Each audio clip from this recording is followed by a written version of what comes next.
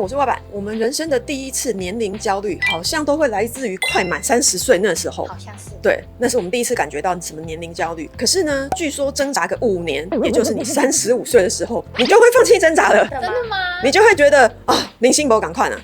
听说是这样，我们今天来讨论看看吧。如果喜欢影片，欢迎订阅，也可以加入会员看更多影片哦。好，为什么我们说35岁是一个很大的人生关卡或所谓的分水岭？我们列出可能会有的4个点。第一个是你可能会不再想婚，甚至放弃生小孩。为什么？因为满35，尤其是女生满35岁之后，就会觉得自己是高龄产妇嘛。所以如果你那时候还没生，甚至你还没有对象的人，基本上就会放弃生小孩了。很多人会这样。虽然说现在可以冻卵啦，可是那毕竟还是少数人选择的方式，因为其实费用不低嘛。那很多人就会在35岁的时候意识到，我现在是高龄产妇了。然后我现在如果要跟一个男生认识、交往到结婚，我大概就38、39、40了吧？那是不是也生不出来了？还是怎么样之类的？就会放弃说算了啦，那我应该就不会生小孩了。好，那所以很多女生一旦放弃生小孩这件事，据说对婚姻也没那么向往了，对，就会觉得那好像也不一定要结婚了，对，然后也不一定要找对象了，然后在这个情况下，殊不知就解脱了。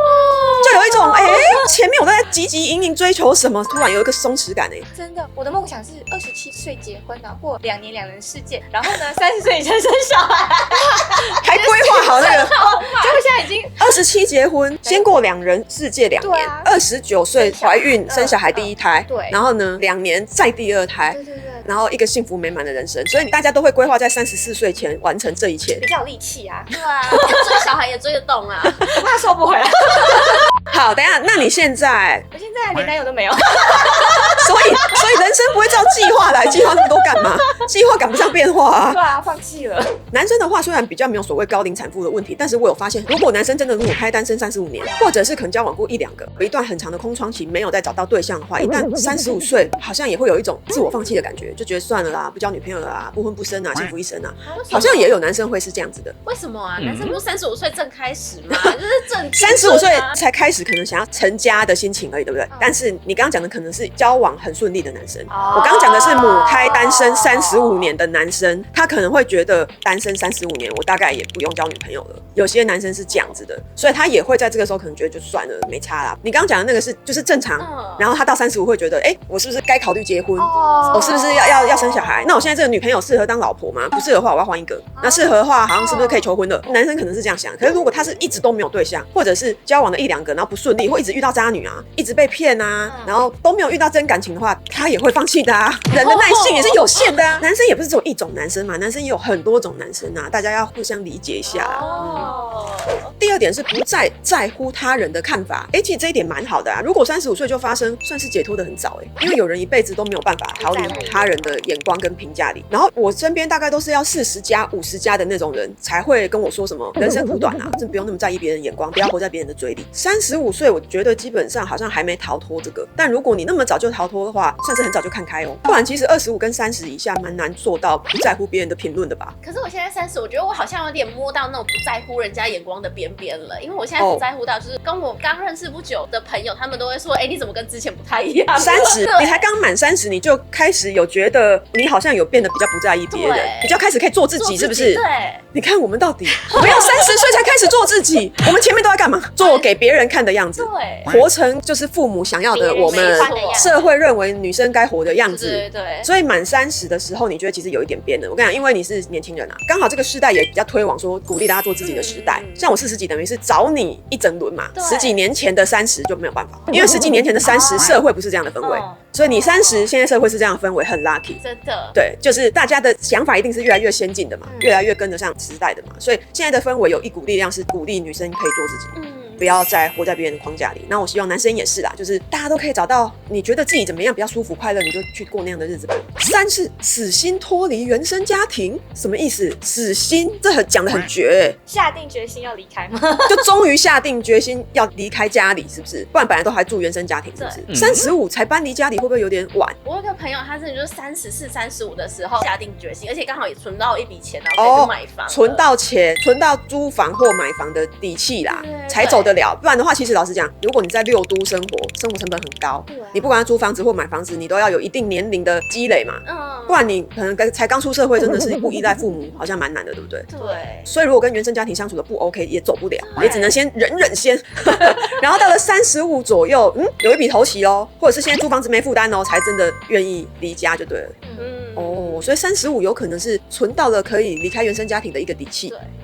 那其实蛮晚的。你看我们多可怜。像我们这种北漂或南漂的孩子，其实比较幸运，因为我们比较早就离开原生家庭了，可是也比较早就要负担在大城市的生活费。对，其实相对会比较辛苦一些，因为如果跟你薪水一样的时候，我要多花一个房租，可以花的钱就比你少很多，生活品质会比你低很多，可是自由很多。对啦，真的，我每天都说你今天几点回家，早点回家，可以早点回家吗？要多早？都30岁了，还在被念说要回家，还有门禁。对，我还被锁门，再不回来就把你锁在外面。等一下，你没有钥匙哦？有没有？他会锁内锁。哦，那个扣起来的东西。对，就是我开的也没。30岁的人生啊。对啊，锁什么锁啦？太大了。30不是印象中是个中年人了吗？对，怎么还在？我还在被锁在外面，还在被当青少年在管。对，我还在被锁门呢。为什么？第4点是放弃梦想，躺平最爽。这听起来好像是这4点里面最大的解脱，是不是一种那种感觉？我就这样啊，我差不多能赚多少钱，就差不多停留在这里了，人生应该也不会有什么太大的改变了。不再像30岁以前啊，很多人都会觉得很自命不凡，我一定能干什么大事，我一定要成为什么多厉害多厉害。很多人说35岁的时候会觉得没有啦，我就是这样了，我就是这么平凡了，不要再想了。就是那个梦想没有了啦，那个觉得我可以干嘛的那种想要干什么大事的心情没了，被耗损掉了。所以，你们都还没35，不要讲哦。35的时候我还问你，你那时候还有现在的冲吗？现在我们听的是35岁的人说的，不过我确实是有一点觉得35好像有点早。如果你35就没有那个热血感，对啊，好像有点早。对啊，那个感觉没了吗？那种冲劲就没了吗？有人说是因为知道自己不可能翻转人生了，例如原生家庭就那样，改变不了；职场上老板同事就那样，这个社会就这样，也改变不了；或者是我努力也其实改变不了这些社会的规则，也改变不了什么贫富的差距。好，我们家境就那么普通，能力就那么普通，啊，干脆躺平这样。这样子听好像又有一点现实，又有点突然理解了什么。我们不要这么灰心，我们还有一点希望。我们28岁的妹妹鼓励我们35岁的同学们不要这么灰心，人生还有希望。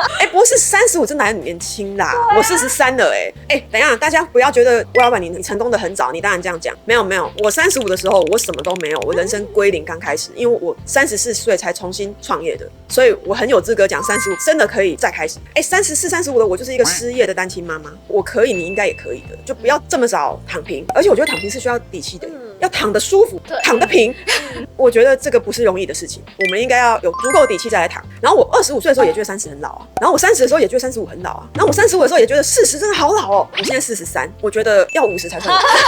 可是我可能50的时候也会觉得，没有，我50的时候也还好。所以你会发现每一段的年龄焦虑，当你突破了之后，都会觉得就其实也还好，就那样啊，没有那么恐怖啊。所以都是人类给自己的框架啊，好像几岁就是老人了，几岁就是中年人了，什么什么，真的还好。每到了那个年龄，都会觉得就这样啊，对啊。也没有多怎样啊，所以我觉得大家不要有那么多的年龄焦虑。好啦，请观众回答本集问题咯。一是你现在几岁啊？你真的有觉得35是老的吗？2是已经35加以上的同学，你有发生今天讲的那4点吗？